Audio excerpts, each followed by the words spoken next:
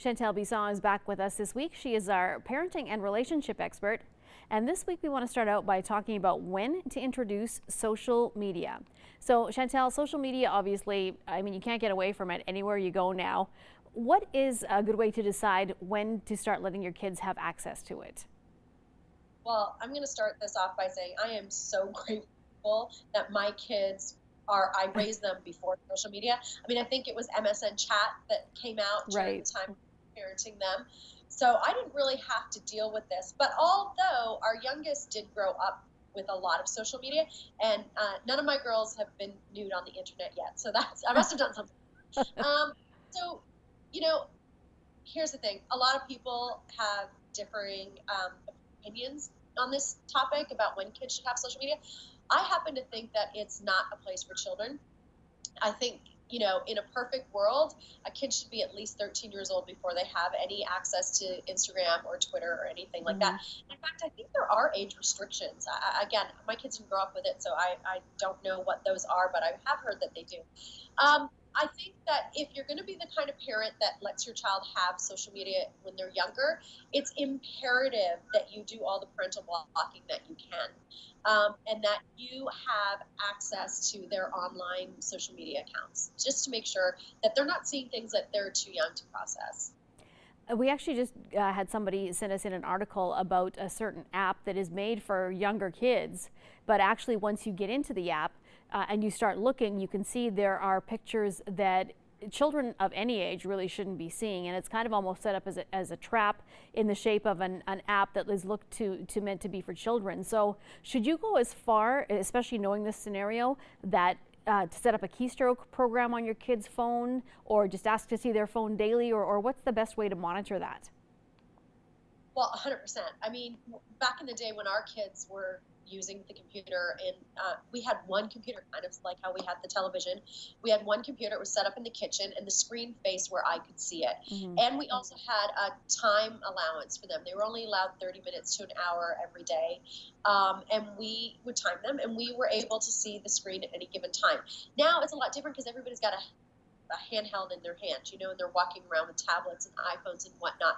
So because parents are I don't want to say lackadaisical about it, but a little bit more low key about what's happening on the internet, and a little bit more trusting with what, how kids can be protected. I think it's super, super important that you have access to your kids' online social media accounts. I think that it can be a shared account.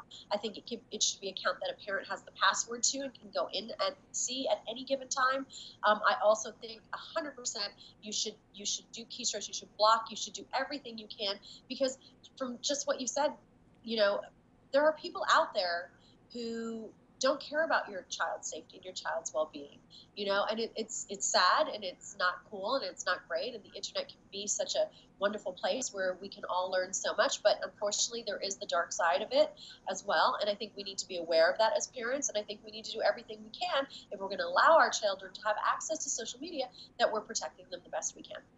At what age do you decide that they are at a point where you can actually give them more privacy?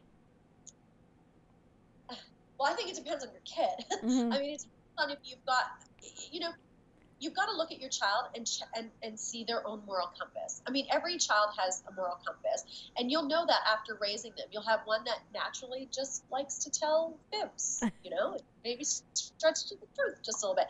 And then you'll have the one that would not lie, not if their life depended on it. So I think, again, it goes back to knowing your child and knowing which child, if they were given that freedom, would likely blow it and get up to no good, and then acting accordingly and allowing them access based on maturity and based on their moral compass and how they would conduct themselves if you were to give them the full hog freedom to social media. All right, well, thank you, Chantal, for joining us this hour. And once again, I'm going to direct you to Chantal's social media. It's just at Chantal Bisson on Twitter and Instagram, and also chantalbisson.com. If you'd like more information on this subject or any of the subjects that we've discussed, check that out, and that's where you can get that information. So thanks, Chantal, and we'll be back one more time next hour. All right, see you soon. Chantal Bisson is back with us one more time, and this time focusing on a relationship issue. Chantel, we're going to be talking about sharing the household workload. Now, this, I'm sure, has started probably more fights than a lot of other subjects amongst spouses. How, in your mind, do you see balancing a job versus a regular workload and getting things done in the home? Okay, well, I'm probably going to get in trouble for this because it's so not politically correct where this topic is. Yannick and I are very traditional, very old-fashioned household. He went off to work, and I stayed home and I raised the kids, and I kept the house, and I did the groceries, and I did the laundry, and I did the dry cleaning, and I did he and I, we call them pink and blue jobs. And I know it's going to get a lot of heat. People are going to have a lot of problems with that, but I don't care. That's how we built our relationship. That's how we built our life. So by having the pink and blue jobs, it was very clear what the expectation was in the house and what was expected of him and what was expected of me. And then therefore there wasn't a lot of gray area that allowed for upset and for somebody to feel like they were carrying more of the load. So I think it's kind of like, do as you would with your kids, and as you should be doing as your kids get bigger anyway, is have chore lists. Have it laid out and spelled out so that people can know what is expected of them around the house for them to carry their load, to carry their weight, so that there's not just one person in the household that feels like they're going to, die under the weight of running the entire household and keeping everybody straight. And further to that, Chantel, should you deal with it if you do feel like you have the majority of the workload and maybe your partner thinks that they're doing a lot but that they're not? And again, we could talk about this probably with all different kinds of options, but what's the best way to approach it if you maybe think that you're doing more than what your partner is, and sit and figure that out? Is it communication again?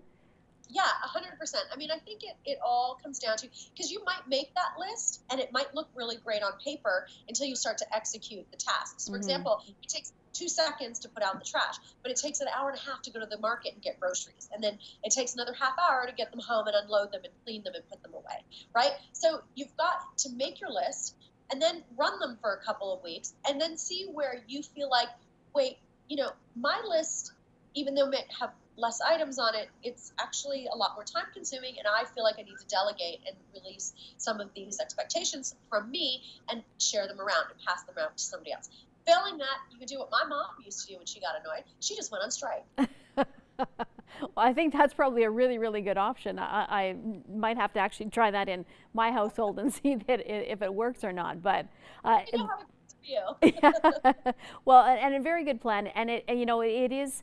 We do joke about this, but it is a big deal. A lot of families now are working more than they ever have, just in regards to economies, and some people have 2 and 3 jobs. So I guess really the key is, outside of communication and lists, is to maybe even put that out on paper, the number of hours that everybody's working. Because if there's an expectation, if somebody's working 60 hours in the household and then they have all the chores on top of it, I'm guessing that's probably going to start a fairly large fight. Well, yeah, for sure. I mean, I think that, we also if you want to carry on a traditional relationship and if you're able to, I mean, I think we've got to be mindful. Like, Yannick used to cook all the meals because he was good at it and he liked it. So technically, even though that might be considered a pink job, it was something he liked. And see, I love doing the dishes. So I wouldn't mind cleaning up while he cooked. So, go within the list and move things around and try to find and assign tasks to each person that they enjoy, because then it doesn't feel like a chore. You know what I mean? Like, for me, I legitimately love washing dishes. So it was not a problem for me or a burden, and it didn't bother me to do them. So that talking to one another and saying, well, I really like doing laundry. Well, I don't really like sweeping and mopping. Okay, well then I do. Let's do the things we love, and then that also will help it feel less like a burdensome chore that has to be done, and more like, hey, this is us taking care of this beautiful home we've made together. All right, Chantel, well, we've run out of time. Thank you so much again for joining us. I know you have an incredibly busy schedule, and I'm going to direct people again to your social media, because Chantel will put up more information on the articles and articles that we talk about, and you can reach out to her directly. Check out the Instagram and Twitter accounts at Chantel Bisson and the website chantelbisson.com. Chantel, once again, thank you so much for joining us. You're very welcome. Thanks for having me. It's always fun.